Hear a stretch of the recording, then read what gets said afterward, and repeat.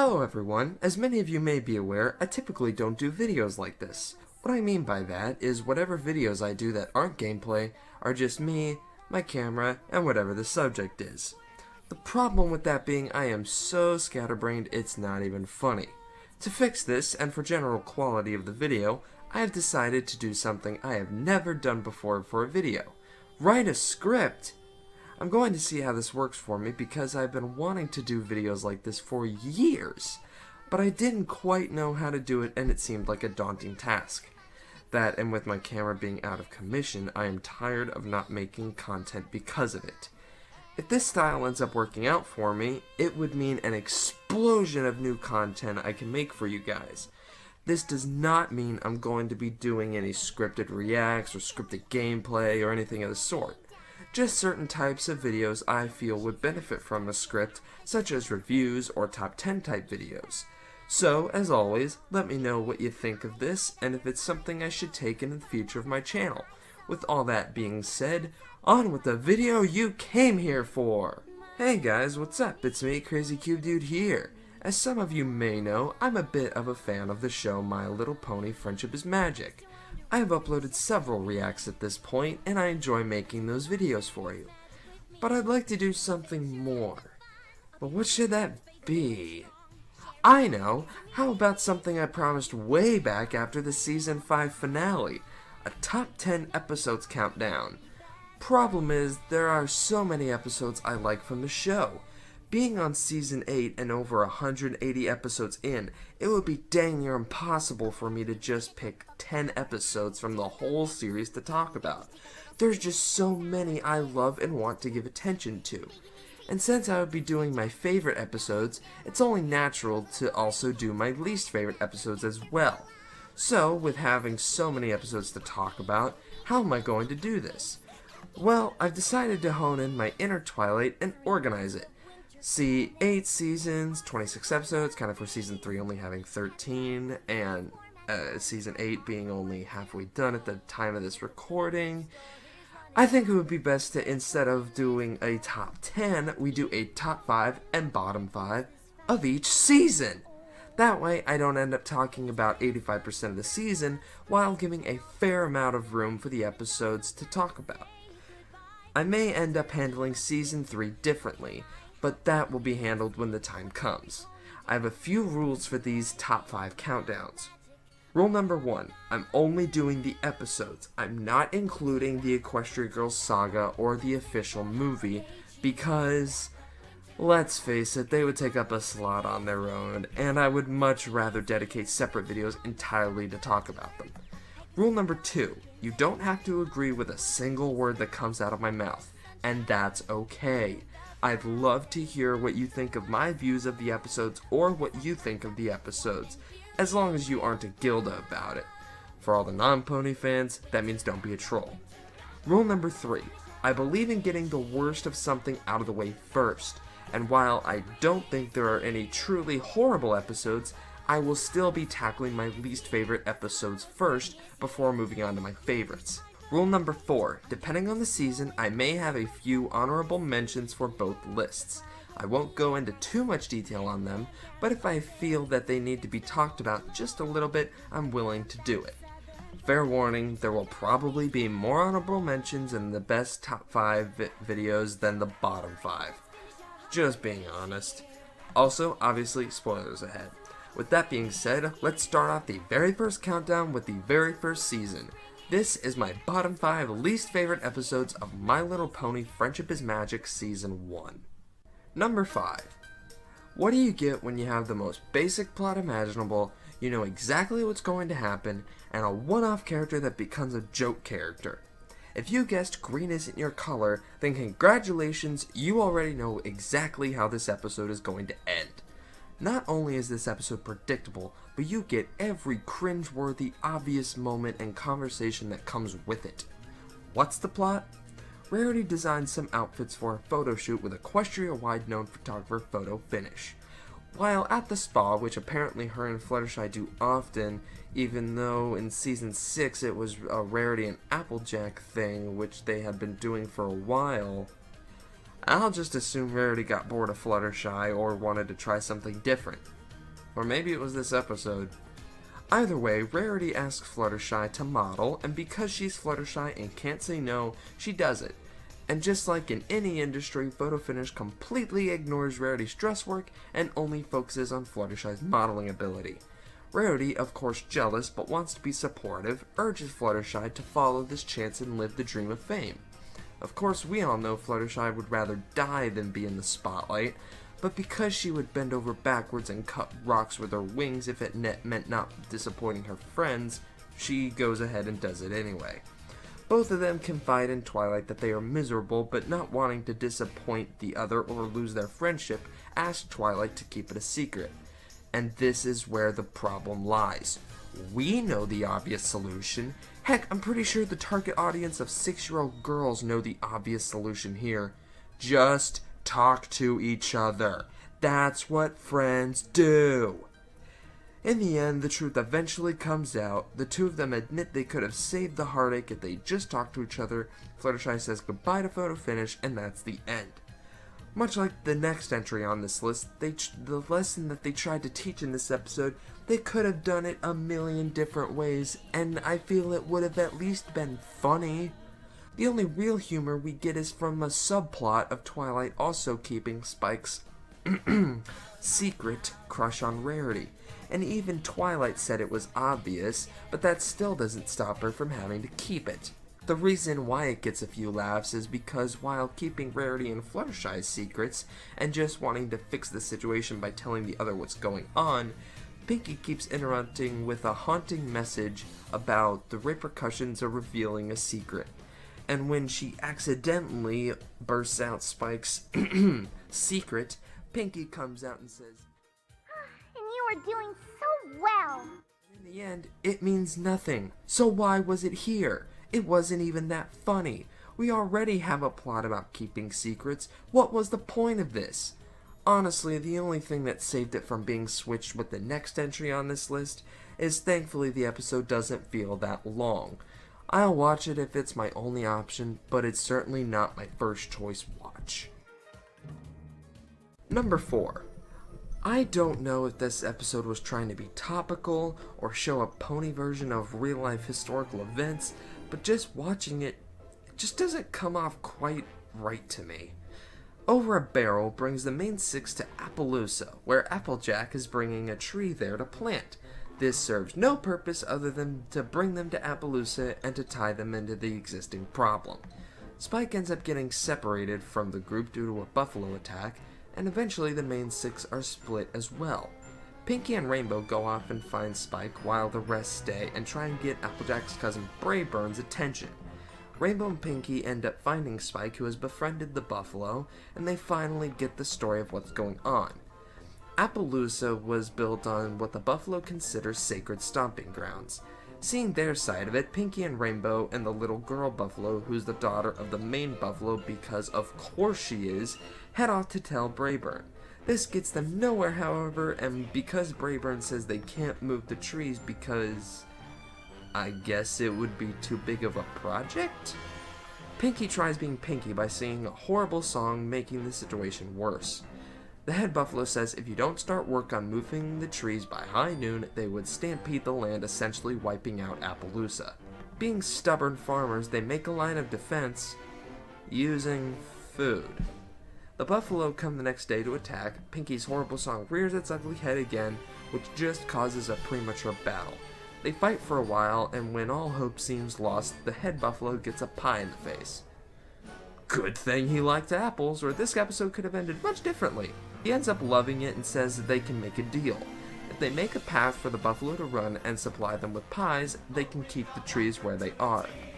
I get that the lesson is about compromise, and if you didn't get that, then there's always the lesson that's shoved in your face like a bad motion control gimmick of sharing and caring in Pinkie's horrible song.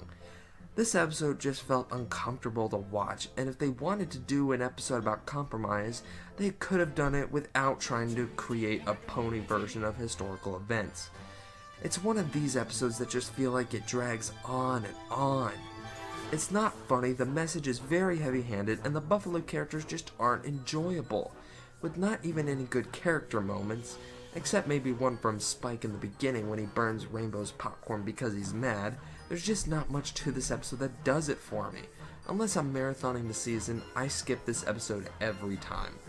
By the way, speaking of Spike... Number 3. Oh yeah, you all knew this was probably going to be on the list. This is a Spike episode, and not a great start to Spike episodes. All's Well That Ends Well is just so hard to watch because of just how out of character Spike is. The majority of the episode focuses on him, which I'm down for. I like Spike as a character. He can be pretty funny and sometimes the only one with a brain. But this episode did not prove it. Let's see how he screws it up. The episode starts with Twilight having nothing but praise for Spike, filling his ego just a little too much. She asks him to get a book and he does, but he ends up accidentally burning a hole in it. Not wanting to be yelled at for it, much like any young kid would to a parent, he lies about it. He's choosing to learn this lesson the hard way, as I'm sure we all did. Joining the girls for a late-night picnic, they all continue to rain down glory on Spike's ever-growing throne. The kid Tucker's out and Twilight puts him to bed. In the middle of the night, she needs Spike to do something, but of course he's asleep. I wonder why this hasn't come up beforehand. I mean, I swear this pony can't breathe unless she has Spike make her a list reminding her to do so. An owl ends up swooping in and delivering the item she needed. Twilight thanks the owl and invites the owl to stay, because I'm sure the owl had no previous life before this. How odd. Spike wakes up and, realizing he overslept, hauls his tail to Twilight to begin his chores, but the owl, now named Owlicious, has already taken care of them. Spike almost instantly becomes jealous and tries to show Twilight he can be a much better assistant than Owlicious. He even sees the other girls giving Owlicious the same exact love they were giving him just the night before, even with Rarity giving Owlicious the same kind of jewel-encrusted bow that she gave Spike. Okay, in Spike's defense, that would hurt me too. Being bested at every corner, he eventually passes out from working himself too hard, and awakens with the book he burnt earlier in front of his face, along with a not happy Twilight face. She rightfully scolds him, and thinking the owl purposely sold him out, runs off to create an attempt to frame Owlicious in some way.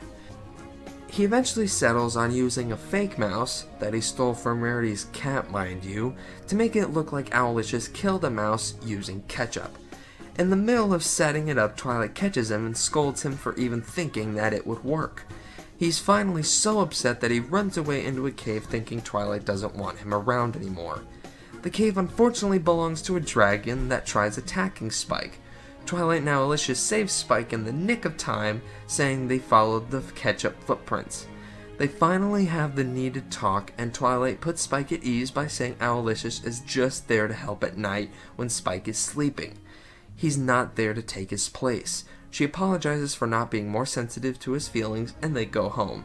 Spike is the one to write the letter this time, seeing as it was his adventure, but passes out in the middle of writing it. God, I swear Spike has more sleeping problems than me. We get one more joke with Owlicious, and that's it. Here's how I see the episode. It's mirroring the sibling rivalry you have when you are a child around 8 years old and you find out that you have a new brother or sister. You are afraid that you will lose all the love and attention you had before. That's exactly what's going on here. But instead of love and affection, it's wanting to be the best helper. What makes this episode so hard for me is, like I said, Spike himself. I get that he's a kid and he has a right to jump to conclusions like he's doing. But if he loves his sleep so much as we know he does, I think his thinking would have been more along the lines of, wait, I can sleep in every day and this stupid owl will do stuff for me? Cool! But I guess Spike takes more pride in helping than sleeping, which is also true to his character. What's not true to his character is the lengths he goes to. He's treated like the older brother emotionally, but acts like the evil younger brother who's constantly got that evil grin on his face, just trying to get the bigger brother in trouble for kicks. It's just unsettling and uncomfortable. The only thing that was kinda enjoyable are the interactions with Owlicious. Mostly the joke that they beat into the ground. The only other thing I would watch this episode for is the touching ending with Twilight and Spike. It's probably me being soft, but that part gets me. Too bad the rest of the episode is so hard to get through. Speaking of which, that perfectly describes the last two entries. Number 2. You know how I said the last entry failed mostly because of how out of character they were acting? Well, this one has the opposite problem. The fact that it's too character accurate. And they chose the worst part to show off and in the worst way. Dog and Pony Show is just an annoying episode to me. I like what it was going for in that even if a character fits the damsel in distress role, that doesn't mean she can't save herself. Basically almost every Disney princess, even the trailer for Wreck-It Ralph 2 made fun of it. But did they have to do it in this way? What's the problem? Let's find out. Spike is helping Rarity get gems for her shop so that she can fulfill an order for Sapphire Shores, who's a famous pop singer, but that's not important, at least for this episode. Not long into their search, they are attacked by the Diamond Dogs, whose only care in the world is gems. Seeing as Rarity has a spell that can locate gems in the dirt and caves, they abduct her and take her into the caves. Spike immediately runs to get the main 6. After explaining the situation, they all go on the hunt for Rarity, but the Diamond Dogs are making sure they are having a hard time getting in. After managing to give them the slip, they make their way into the cave system, with Spike fantasizing about being a big knight saving his princess. It's actually kinda weird, and a little bit disturbing. Meanwhile, the Diamond Dogs are giving Rarity a hard time, forcing her to work for them. And this is where we get the biggest problem of the episode. Rarity's whining. Yes, it is definitely in character for her to whine, especially to get what she wants. And while I admit it's effective, did you really have to make us suffer like the Diamond Dogs? We are already suffering enough with the Diamond Dogs' voices. Do we really have to put up with Rarity's whining and at its most powerful? Let's wrap this up. Rarity, using her superpower, ends up getting the Diamond Dogs to do it themselves while pampering her. And just in time for them to smarten up and get her back to work, the main 6 show up and help kick tail. By the time they get to Rarity, the Diamond Dogs end up begging the main 6 to take the gems as long as they take Rarity with them. They all escape and Rarity has plenty of gems to fulfill the order. Oh god, this episode. This is an episode I dread when I know I'm going to marathon season 1 again. This show has a few moments where the characters are irritated by something, but instead of just having it affect them and show us how bad it is for them, they say, screw everything, the audience will suffer as well. We didn't do anything to Rarity. We love Rarity. We don't want her in this situation. Why are you making us suffer? The Diamond Dogs aren't likable in the slightest. None of the jokes are particularly funny. When they first capture Rarity and put her to work, it's even a little disturbing how they treat her, especially for a kid's show. Again, if they wanted to do an episode where a damsel in distress gets herself out of a situation, they could have done a much better job than this. Just don't annoy me next time. Number 1. Want to see whiny 8-year-olds tackle problems that they should already be patient of after knowing each other and being friends as long as they have? No? Well, tough luck, because I need to check my pillow because apparently I should look before I sleep. Am I the only one confused by this title?